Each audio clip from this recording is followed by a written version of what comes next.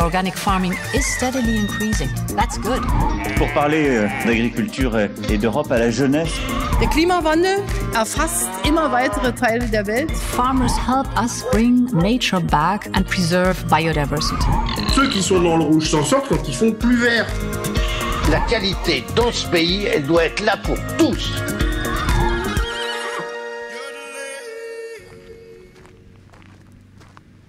On a semé autour 2 hectares de fleurs pour la biodiversité, mais aussi pour l'intégration paysagère. Et en fait, des panneaux solaires, ça se voit très peu. Comparé à une éolienne, ça se voit quand on est très proche, mais à 2 km, on ne voit rien du tout. C'est assez esthétique, je trouve. C'est assez aérien comme structure. Benoît Bougler, agriculteur, est un des pionniers de l'agrivoltaïque en France. L'agrivoltaïque, c'est la coexistence d'une production d'énergie photovoltaïque et d'une production agricole en parallèle sur une même terre en même temps.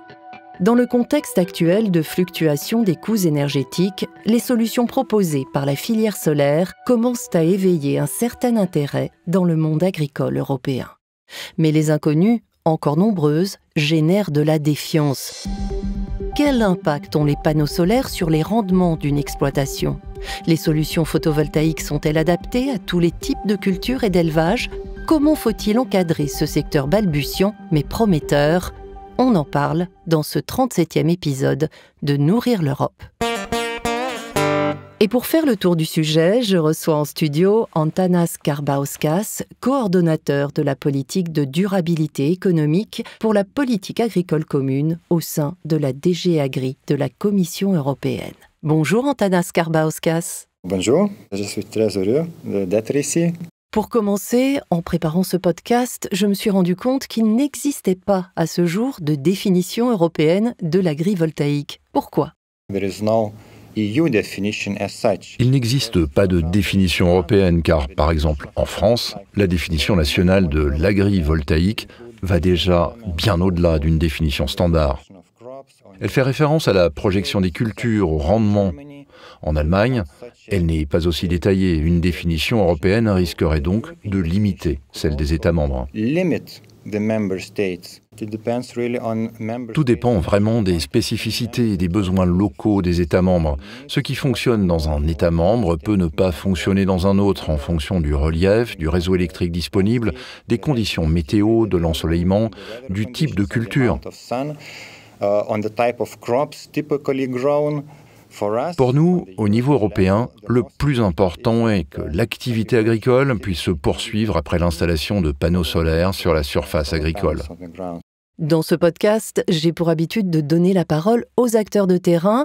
Je me suis rendue en France, pays qui, comme vous l'avez mentionné, a une longueur d'avance en matière d'agrivoltaïque. On écoute et on en discute après.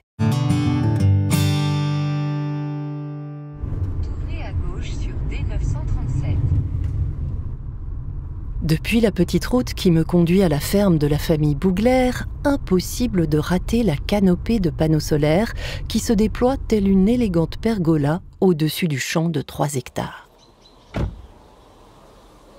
À mon arrivée, sous un beau soleil d'automne, je m'arrête pour regarder un énorme tracteur faire des allers-retours sous la structure futuriste. C'est là que me rejoint Benoît Bougler. Bonjour, bienvenue à Brouchy. Brouchy, c'est en Picardie, où a été construite une des premières canopées photovoltaïques, la deuxième pour être exact, et la première équipée d'irrigation. C'est en 2020, en pleine pandémie, que Benoît Bougler accepte d'accueillir le projet pilote d'un spécialiste français du solaire sur une infime portion de son exploitation de 400 hectares, à une condition. On ne voulait pas artificialiser les terres. Le but, c'était de continuer à produire et aujourd'hui, on se rend compte qu'on peut produire quasiment normalement sous la canopée. Donc en fait, la particularité, c'est des panneaux solaires, mais qui sont situés à 5 mètres de haut, ce qui permet de passer avec les machines en dessous. Donc on cultive en dessous, comme on faisait avant. On va peut-être laisser passer le tracteur, là, non ? Donc là, on prépare pour les semis de blé. On a pulvérisé des bactéries pour activer le sol. Et dans une quinzaine de jours, à peu près, on va semer les blés.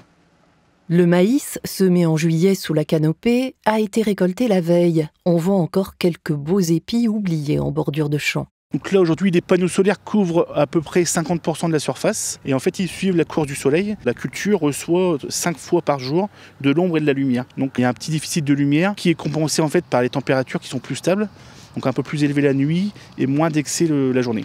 Je lui demande s'il a noté une différence de rendement entre la parcelle sous canopée et ses champs environnants. Les travaux ont été finis fin juin, donc c'est encore un peu trop tôt pour comparer. Par contre on est parti sur un programme de 9 ans. Donc les cultures sous la canopée seront cultivées de la même manière dans le champ qui juxtapose la canopée. Et là, on va comparer justement tous les paramètres de développement des cultures. Donc les rendements, les croissances, pour comparer en fait l'incidence de la canopée sur les cultures.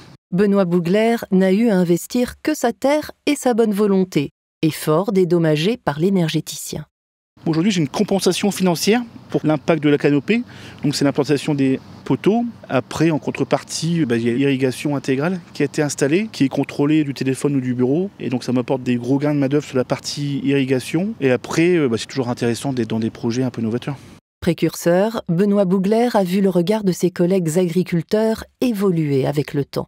La première action, je pense qu'ils se sont plutôt dit que c'est un ovni parce que c'était pas trop dans l'air du temps il y a 2-3 ans. Mais depuis 1 an et demi, avec l'augmentation du prix de l'énergie, que ce soit autant les énergies fossiles que l'électricité, là aujourd'hui c'est un vrai sujet pour tout le monde. Donc autant les coopératives que les syndicats, oui, tout le monde regarde un peu ce qui se fait et tout le monde veut y prendre part.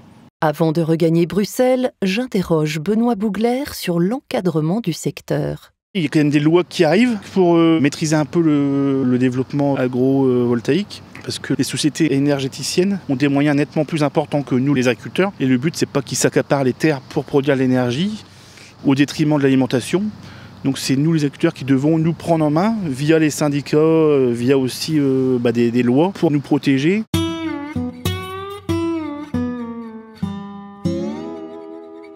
L'entreprise qui a installé la canopée photovoltaïque chez les Bougler n'est autre que TSE, un des principaux producteurs d'énergie solaire en France. Ces centrales génèrent l'équivalent de la consommation électrique de 110 000 habitants. Rendez-vous est pris avec Cédric Cognier, responsable des partenariats agricoles du groupe. Bonjour Cédric Cognier, bienvenue dans Nourrir l'Europe. Bonjour, merci de m'accueillir. Quel est le stade de développement de l'agrivoltaïque aujourd'hui en France ? On est tous à peu près au même stade d'avancement. Aujourd'hui, tout le monde est en train de sécuriser des fonciers, donc d'aller voir les agriculteurs, d'aller voir les propriétaires, en disant vos parcelles nous intéressent parce qu'elles sont bien positionnées, elles ont la bonne dimension, la bonne exposition, elles sont proches du point de raccordement auprès du réseau, etc. Ça veut dire qu'un déploiement, une montée en puissance concrète sur le terrain va arriver d'ici 24 à 36 mois. Les besoins de production en énergie photovoltaïque sont immenses en fait, notamment en France. Il faudrait installer 10 gigawatts par an de production d'origine photovoltaïque dans les prochaines années. Aujourd'hui, l'ensemble des opérateurs sur le terrain ont fait péniblement 1,5 gigawatt de mise en service chaque année. Et sachant que 85% de ce développement, grosso modo, il va se faire en agrivoltaïque.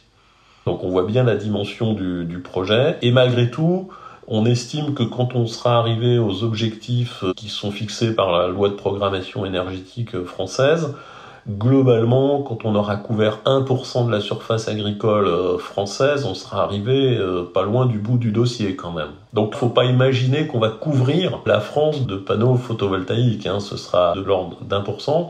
Vous avez mentionné le foncier. Est-ce que l'intérêt des énergéticiens pour les terres arables ne risque pas de faire flamber les prix à l'hectare et compliquer davantage l'installation de jeunes exploitants ? Je pense à ceux qui ne sont pas issus du monde agricole notamment. Alors, c'est une vraie problématique qu'on a identifiée, en effet. Faut quand même remettre les choses dans le contexte. Et je vous l'ai dit tout à l'heure, ça ne touchera que quelques parcelles. Donc on imagine mal qu'on ait une spéculation généralisée sur le prix des terres. L'agriculteur en place, il va pas forcément être contre le fait que sa terre puisse prendre une certaine valeur. Alors, moi je me dis, un jeune qui s'installerait avec un projet agrivoltaïque sur son terrain, c'est aussi la capacité à avoir un revenu fixe, de long terme, déconnecté des aléas de production agricole, de fluctuation des prix, de fluctuation de rendement, etc. Et c'est peut-être de nature à rassurer le banquier. On va parler de entre 2 et 4 000 euros de l'hectare pour l'agriculteur versus un revenu agricole en centaines d'euros.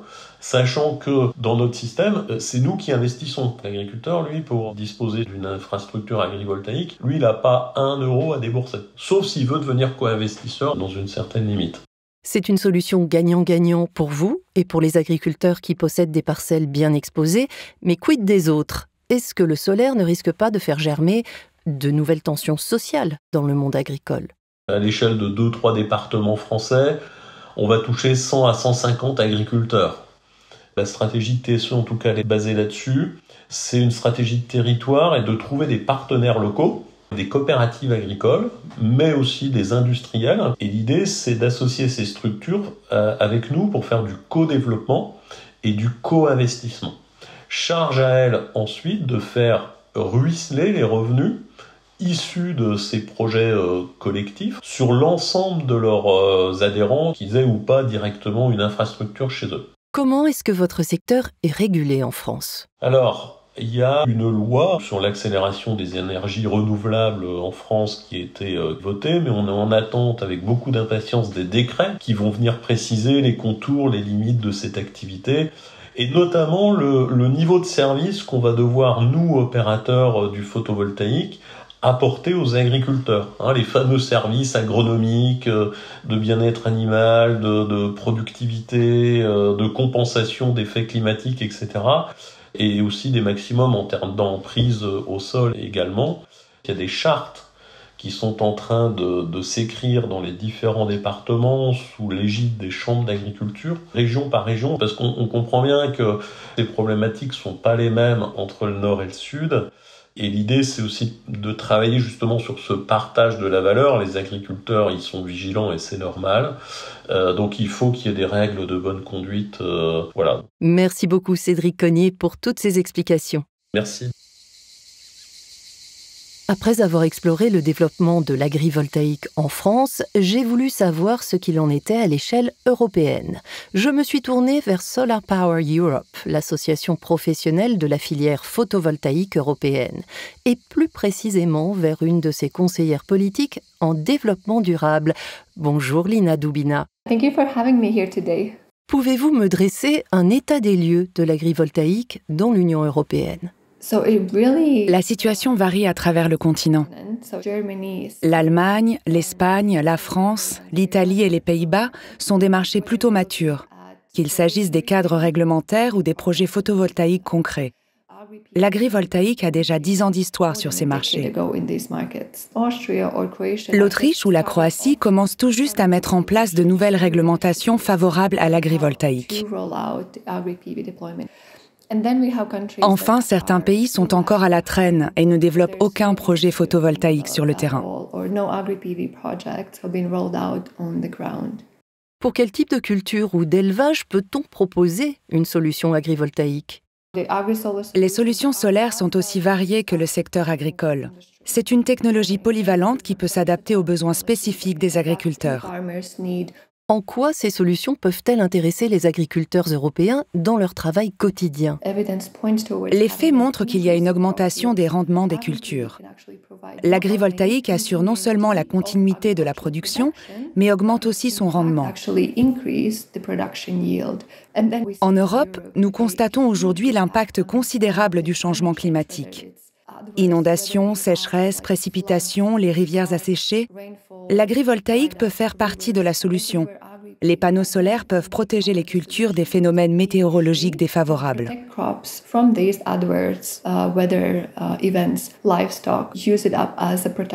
Le bétail les utilise comme abri. Ils permettent aussi d'améliorer l'efficacité de l'eau et la santé des sols.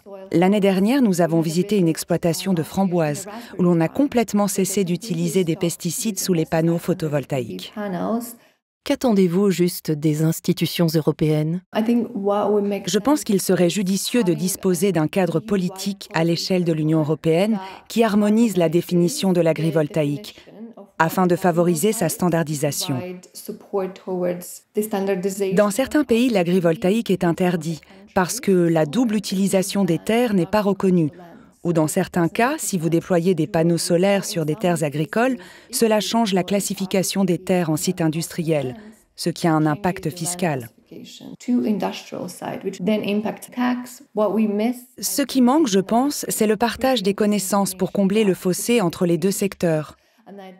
Je pense que c'est là aussi que la Commission européenne pourrait apporter son soutien. Ensuite, il faut envisager différents mécanismes financiers, parce que l'agrivoltaïque est coûteux et il faut des incitations pour stimuler son déploiement sur le terrain. Si vous pouviez préciser à qui s'adresseraient ces financements? Cela dépend des cas. Aux promoteurs, par exemple, pour qu'ils puissent déployer leur projet agrivoltaïque, une incitation spécifique serait la bienvenue. Mais si un agriculteur souhaite posséder le système photovoltaïque, il aura lui aussi besoin d'incitations spécifiques. Pour l'agriculteur, ce qui est important, c'est la compatibilité entre les subventions de la PAC et les systèmes agrivoltaïques. Il faut que l'agriculteur puisse continuer à recevoir les subventions, donc à bénéficier du soutien financier tout en produisant de l'énergie. Merci beaucoup, Lina Dubina. It's my pleasure, and again, thank you for having me. Retour en studio avec vous, Antanas Karbauskas de la DG Agri de la Commission européenne. Je vais commencer avec cette compatibilité ou incompatibilité entre agrivoltaïque et subventions de la PAC, soulevée par Lina Dubina. À quel niveau, national ou européen, sont fixées les règles du jeu ? La législation européenne qui régit les plans stratégiques de la PAC destinés aux agriculteurs offre déjà toutes les possibilités d'éligibilité des terres. Le cadre européen autorise l'agrivoltaïque, mais c'est aux États membres de décider dans quelle direction ils veulent aller, comment ils veulent soutenir leurs régions agricoles et les installations agrivoltaïques dans ce cadre européen.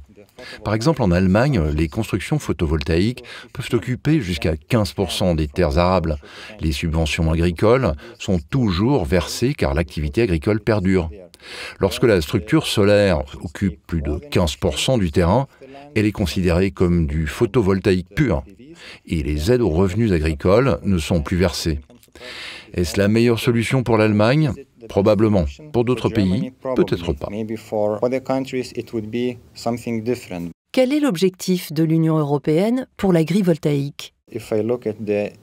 Si je prends les projections européennes, le rapport du Joint Research Center qui a été produit cette année dit que, pour atteindre les objectifs européens de production solaire à l'horizon 2030, nous devons consacrer plus ou moins 0,7% de la surface agricole utile à l'agrivoltaïque.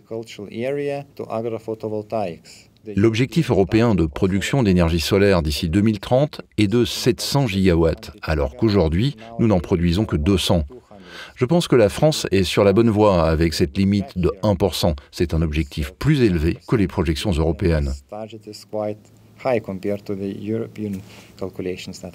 À propos de France, justement, Benoît Bougler, l'agriculteur de Picardie à qui j'ai rendu visite, vous a adressé ce message. Écoutez. L'alimentation, c'est un des paramètres les plus importants dans le développement d'une nation. Et aujourd'hui, si on peut développer l'énergie locale, donc s'affranchir des cours mondiaux du pétrole et continuer à produire de l'alimentation saine et durable sous les panneaux, je pense que c'est un point qui doit être fortement développé.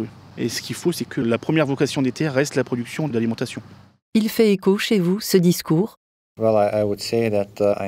Je suis tout à fait d'accord avec cet agriculteur. L'un des principaux objectifs de la politique agricole commune est de produire des aliments sains et en quantité suffisante, tout en réduisant la pollution, en étant plus respectueux de l'environnement et en diminuant la dépendance au pétrole. Est-ce qu'on peut imaginer une référence plus appuyée à l'agrivoltaïque dans la prochaine PAC ? Je pense que cette question sera certainement mise sur la table. Je pense personnellement que, d'une manière ou d'une autre, nous aurons plus de visibilité pour l'agrovoltaïque dans la nouvelle PAC. Si nous supposons les avancées supplémentaires en matière de technologies électriques, pour les machines agricoles, les installations de refroidissement, etc., le potentiel ne fera qu'augmenter. Et j'imagine qu'en 2030, nous aurons de nombreux projets agrivoltaïques dans les campagnes. J'ai donc une vision assez optimiste de l'avenir. Merci beaucoup, Antanas Karbauskas. C'était vraiment un plaisir pour moi. Merci. Alors, si vous voyez sortir de terre une canopée de panneaux solaires au-dessus de ce champ de blé qui vous est si familier, Ne vous attendez pas à une rencontre du troisième type. Ce n'est qu'un clin d'œil de l'agriculture du futur, une agriculture qui se sera affranchie des hydrocarbures grâce aux énergies renouvelables.